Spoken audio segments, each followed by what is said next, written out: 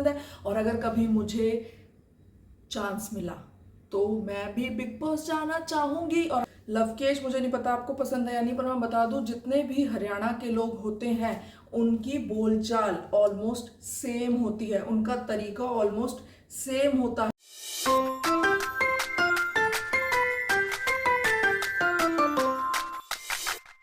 तो जय श्री कृष्ण सभी को, स्वागत है आप सभी का मेरे चैनल पे, और मेरा नाम है वंदना। अगर आपने मेरे चैनल को सब्सक्राइब किया तो आप सभी लोग मुझे जानते होंगे। तो हमारे चैनल पे मेरी पसंद की हम सारी चीज़ें शेयर करते हैं, जैसे कि कुकिंग, पेंटिंग और व्लॉगिंग। इसके अलावा मैं आज आपके साथ एक और चीज़ शेयर करने वाली हूँ जो कि है बिग बॉस। जी हाँ, मैं बिग बॉस की फ़ैन हूँ और हम बिग बॉस रोज़ देखते हैं, हर सीज़न देखते हैं। लेकिन ये वाला वीडियो रोस्ट नहीं है, हम बिग बॉस को रिव्यू करने वाले हैं, रोस्ट नहीं करने वाले हैं, क्योंकि रोस्ट जैसा मुझे आज तक बिग बॉस में कुछ लगा नहीं है।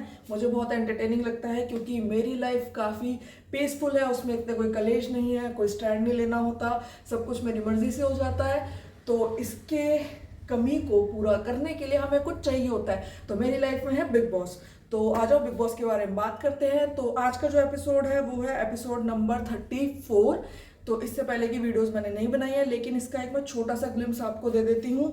तो लास्ट टाइम जो मुझे सबसे ज़्यादा हिट की थी चीज़ वो थी रणवीर ने जब निकाला दीपक चौरसिया को, तो वो एक बहुत ही बड़ा गेम चेंजिंग था। और रणवीर इतना पागल नहीं है कि वो गलती से दीपक चौरसिया को निकाल देगा, तो वो पूरा प्लान था।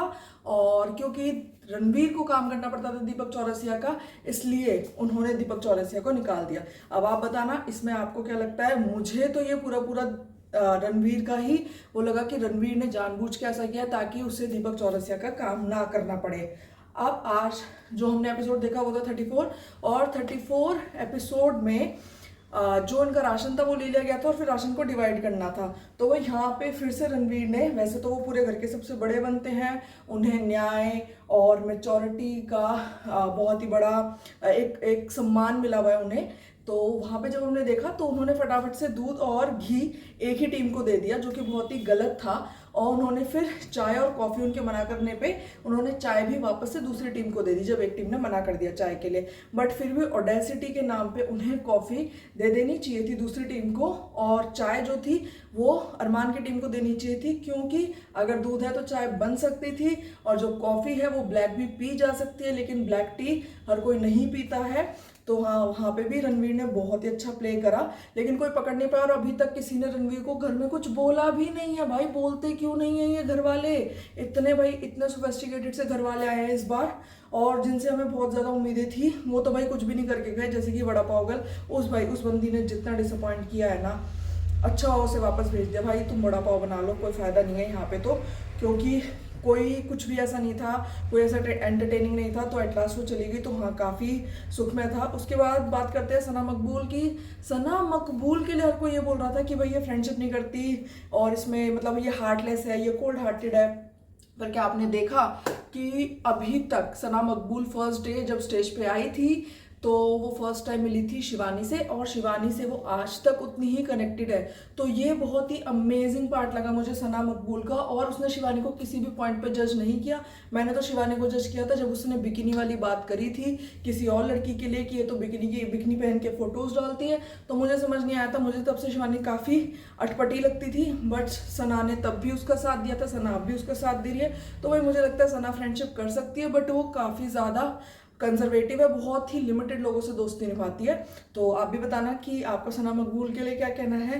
अब आ जाते हैं हम विशाल पे। तो भाई विशाल रिसेंटली एक हफ्ते से काफ़ी सही जा रहा था, और उसने 3 मुद्दों पे अपना स्टैंड लिया था, जो कि काफ़ी सही था। स्टैंड नहीं कहेंगे, उसे कहेंगे जो उसका डिसीजन मेकिंग था काफ़ी सही था। उसकी टीम ने विशाल की मानी नहीं उस टाइम पे, ये काफ़ी गलत हो गया। विशाल की टीम को मानना चाहिए था, क्योंकि विशाल ने जब बोला कि जो भी हेड ऑफ द वो बनेगा, हाउस बनेगा, उसके पास काफ़ी ज़्यादा वो आएगी, पावर आएगी, तो हमें और स्ट्रॉन्ग खेलना पड़ेगा। लेकिन वहाँ पे भी उसकी टीम हार गई।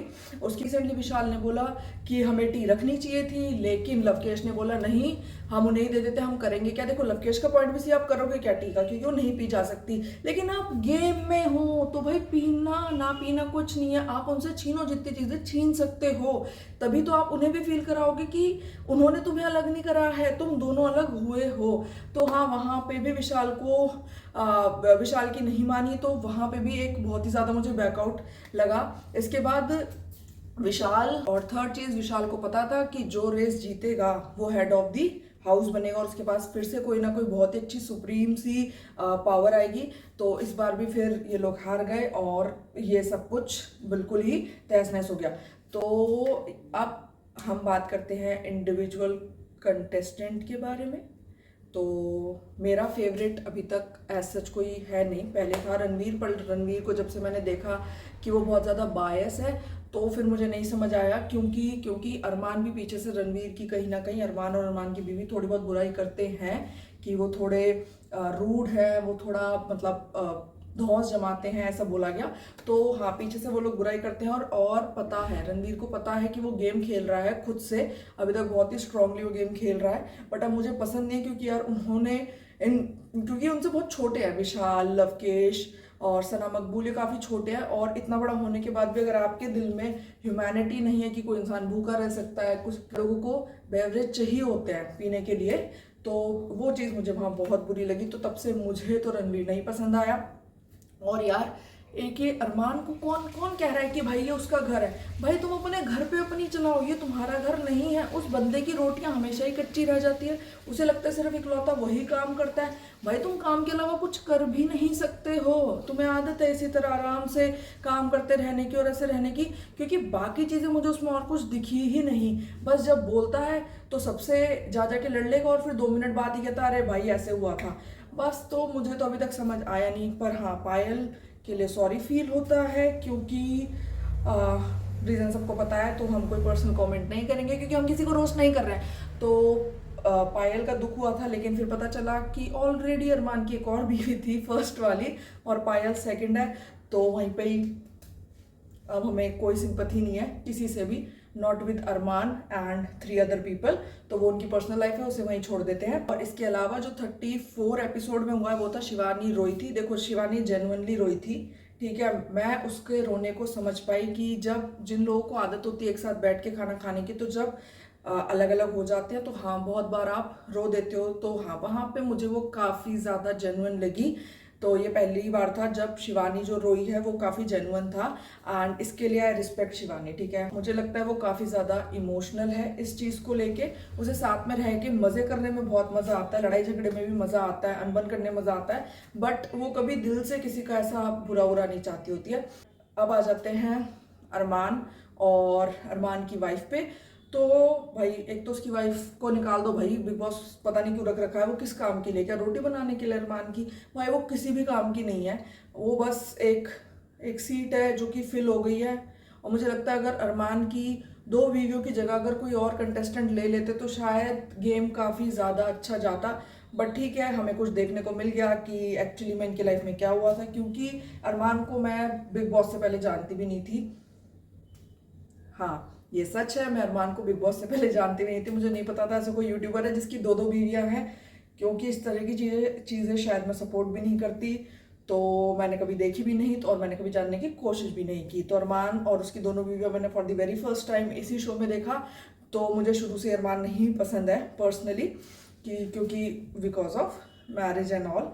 एंड तो अभी तक उसकी जो 2 बीवियां थी, पहली वाली का भी एज सच कोई रोल नहीं था और दूसरी वाली का भी कोई रोल नहीं है। सिर्फ इतना रोल है कि अरमान जो बोलता है बस वो कर देती है, अरमान जो बोलता है वो पहन लेती है, अरमान जैसा कहता है वो वैसे बाल बना लेती है, अरमान कहता है तो चलती है, अरमान कहता है तो उठती है, अरमान कहता है तो बैठ जाती है, अरमान कहता है तो वोटिंग करती है, अरमान कहता है तो खाना खाती है, अरमान जो कहता है वैसे करती है। ऐसे ऐसे सीन दिखाए हैं बिग बॉस में जहाँ पे कि अरमान ने बोला है ये बाल क्यों खुले, इनको बांध लो, कहती ऑन द स्पॉट वो बंदी बांध लेती है। उसकी पसंद का कोई रेलेवेंस ही नहीं था। भाई लवकेश अच्छा भला खेल रहा था, सब कुछ अच्छा था। देखो, लवकेश, मुझे नहीं पता आपको पसंद है या नहीं, पर मैं बता दूं, जितने भी हरियाणा के लोग होते हैं उनकी बोलचाल ऑलमोस्ट सेम होती है, उनका तरीका ऑलमोस्ट सेम होता है। अगर आप हरियाणा के लोगों के साथ रहे हो, क्योंकि मेरे काफ़ी सारे हरियाणवी फ्रेंड्स हैं या रहे हैं, तो उन सब का भी बोलचाल एक जैसा ही था और काफ़ी खड़ी बोली होती है। और जब आप एक ग्रुप में रहते हैं तो आपकी एक जैसी ही आदतें होती हैं। तो मुझे नहीं लगता वो कोई एल्विश की कॉपी कर रहा है। भाई वो बिल्कुल बढ़िया बंदा था, बिल्कुल सही खेल रहा था।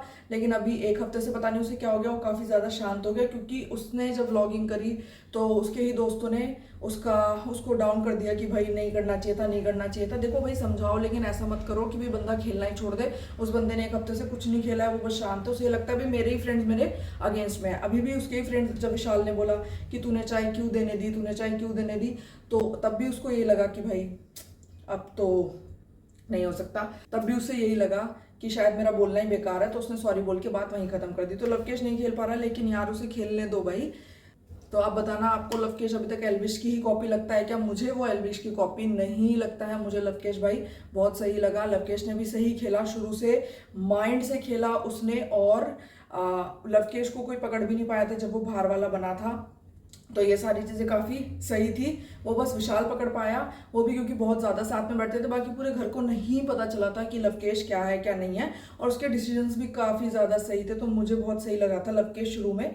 और सना मकबूल भी यार देखो, दोस्तों के साथ बैठते सब कुछ है, तो वो भी काफ़ी सही है। गेम खेलने आई है, गेम खेल रही है। कुछ कुछ बातों में हाँ लगता है, जैसे कि बहुत ही बेवकूफ़ी करी जब बाहर वाली बन गई। तो ये वाला सीन क्यों करा यार? किसने बोला था ऐसे नहीं दिखाना होता? ये तो बेसिक बेसिक था भाई। इतना मंदबुद्धि तो उससे तो एक्सपेक्ट नहीं किया था, बट अब हो गया तो अब हम क्या कर सकते हैं। अब उसके बाद सबसे ज़्यादा जो हमारा आखिरी कंटेस्टेंट है वो है नेजी। और भाई नेजी, सीखो दोस्तों नेजी से कुछ। और क्या सीखना है मैं बता देती हूँ, कि जब आप कुछ कर दो, उसके बाद आपको कोई समझाने आए तो बस ऐसे बोलो, हाँ भाई तू सही कह रहा है यार, दैट्स इट। बस वो यही करता है, वो हर बार अपनी मन की करता है। और एंड में जब उसे कोई समझाने आता है, कहता है हाँ भाई तू सही कह रहा है, मुझे नहीं करना चाहिए था, चल यार सॉरी भाई। तो भाई बहुत अमेजिंग बच जा रहा है वो इस वजह से ना, इसी वजह से वो नॉमिनेट ही नहीं हो रहा है। और ये बहुत अमेजिंग स्ट्रैटेजी है। तो अगर आपको पर्सनल लाइफ में भी कुछ सीखना है तो नेजी से सीखो। बाकी अपना ट्रिप पे रहो, वो खोया रहता है, ओहो कितना सही है। वो एप्पल खाता है और 3 अलग दुनिया देख के वापस आ जाता है। इतना अमेजिंग कंटेस्टेंट मैंने आज तक नहीं देखा भाई। उसको ड्रग्स की भी जरूरत नहीं है, वो एप्पल खा के हाई हो जाता है। बिग बॉस क्या दे रहे हो उसको एप्पल में? क्या दे रहे हो उसको एप्पल और संतरों में, जो भाई बाकियों को नहीं मिल रहा है? वो एप्पल खा के हाई हो रहा है भाई, और रात रात भर खा रहा है। रात को एप्पल खा के फिर सोता है। वो तो भाई ऑब्वियसली एप्पल में कुछ नहीं है, इतना तो बिग बॉस में हम भी ट्रस्ट करते हैं। बट अगर कुछ है तो ये एप्पल काफी अच्छे हैं। तो ये था हमारा एपिसोड 34। अब आएगा एपिसोड कल 35। तो अब हम कल रिव्यू करेंगे एपिसोड नंबर 35। और अगर आप बिग बॉस को फॉलो करते हो तो हम सिर्फ रिव्यूज के बारे में बात करेंगे हमारे कमेंट सेक्शन में।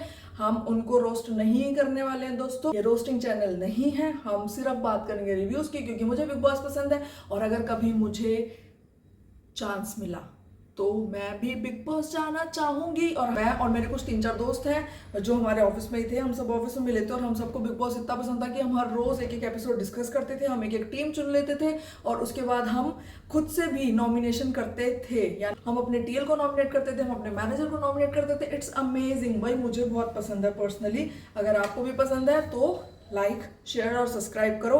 कल मिलते हैं हम एपिसोड नंबर 35 के साथ। तब तक के लिए बाय।